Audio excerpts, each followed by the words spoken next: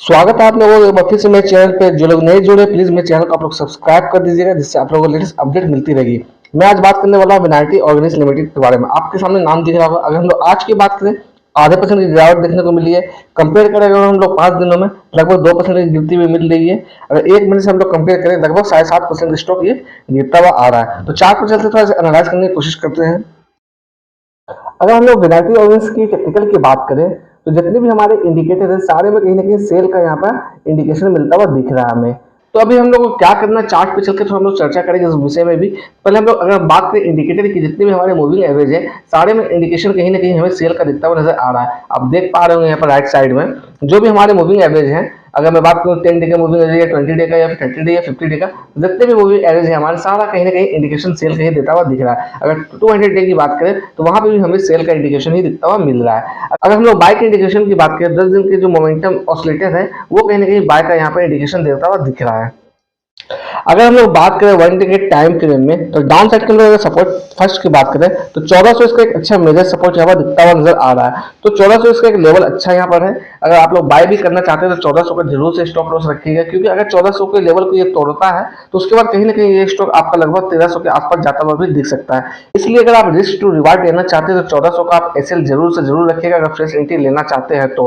अगर आपने ऊपर के लेवल में बाय किया तो आप अगर एक्यूमुलेट करने की सोच रहे हैं तो बिल्कुल आप एक्यूमुलेट कर सकते हैं, क्योंकि ऊपर के लेवल से बहुत ज्यादा ये स्टॉक गिरता हुआ नजर आ रहा है। अगर मैं बात करूं अपसाइड में, तो रेजिस्टेंस जो हमारा लेवल निकलता आ रहा है वो हमारा इस लेवल का रेजिस्टेंस निकलता हुआ आ रहा है, जो कि 1600 का लेवल है।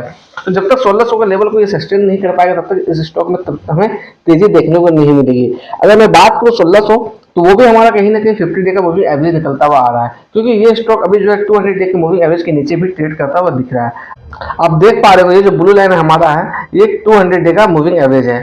तो हमारा स्टॉक अभी 200 डे के मूविंग एवरेज के भी नीचे ट्रेड करता हुआ दिख रहा है, और 1600 जो का लेवल जो है वो हमारा 50 डे का मूविंग एवरेज के बीच आता हुआ दिख रहा है। तो इसलिए 50 डे के मूविंग एवरेज के जब ऊपर ही आएगा तब कहीं ना कहीं इसमें अच्छा मोमेंटम देखने को मिल सकता है। अगर साथ ही साथ मैं बात करूँ इस स्टॉक में थोड़ा समय में पीछे जाकर, तो आप देख पा रहे हो स्टॉक लगातार ऊपर के लेवल से गिरता हुआ नजर आ रहा है 1 डे के टाइम फ्रेम में। मैं अगर इसे 1 वीक के टाइम फ्रेम में करके एडजस्ट करके दिखाने की कोशिश करूं तो हो सकता है आपको थोड़ा इजीली समझ में आ पाए। तो आप देख पा रहे होंगे जो मैं लेवल की बात कर रहा हूँ, जिस सपोर्ट की मैं बात कर रहा हूँ, मैं इस सपोर्ट की बात कर रहा हूँ जहाँ पर ये इसने रेजिस्टेंस फेस किया था। तो ये हमारा कहीं ना कहीं सपोर्ट 1 दिखता हुआ नजर आ रहा है। इसलिए इस सपोर्ट के साथ आप अगर बाय करना चाहते हो तो बिल्कुल बाय करिएगा, मगर स्टॉप लॉस जरूर आप रखिएगा अगर फ्रेश एंट्री लेना चाह रहे हैं तो। और अगर एवरेज आउट करना चाह रहे हैं तो मैं जैसा बोल चुका हूँ बिल्कुल आप एवरेज आउट कर सकते हैं यहाँ पर। अगर फ्रेश एंट्री लेना भी चाहते हैं तो कुछ कुछ क्वांटिटी करके आप इसमें इन्वेस्ट करिएगा, एक ही साथ पूरा एक कैपिटल आप इन्वेस्ट नहीं करिएगा, क्योंकि ये बस सपोर्ट के ऊपर ये स्टॉक में ट्रेड करता हुआ दिख रहा है। अगर ये सपोर्ट तोड़ता है, क्योंकि आप देख पा रहे हैं जहां बाजार में तेजी है उसके बावजूद इस स्टॉक में गिरावट हमें लगातार देखने को मिल रही है। जहां सारा सेक्टर हमारा बूम करता हुआ दिख रहा है वहां पर केमिकल सेक्टर में कहीं ना कहीं वीकनेस हमें देखने को मिल रही है। इसलिए सोच समझ के थोड़ा आप इसमें इन्वेस्टमेंट करिएगा। अगर आप स्विंग ट्रेडिंग के पर्पज से भी इस स्टॉक में पोजिशन बनाना चाहते हैं तो थोड़ा समझ के आप इसमें पोजिशन बनाइएगा। अगर मैं आज की बात करूँ ट्रेडेड वॉल्यूम की, तो आप देख पा रहे होंगे लगभग 1 लाख से भी कम ट्रेडेड वॉल्यूम यहाँ देखने को मिल रही है, यानी कि वॉल्यूम की कहीं ना कहीं कमी नजर आती हुई दिख रही है। और डिलीवरी क्वांटिटी की बात करूँ, लगभग 61.19% की डिलीवरी आज उठी है इस स्टॉक में। अगर मैं रिटर्न्स की बात करूँ तो 10 सालों में लगभग 950% का रिटर्न बना के दिया है। अगर 5 सालों की बात करूँ लगभग 72.96% का रिटर्न बना के दिया है।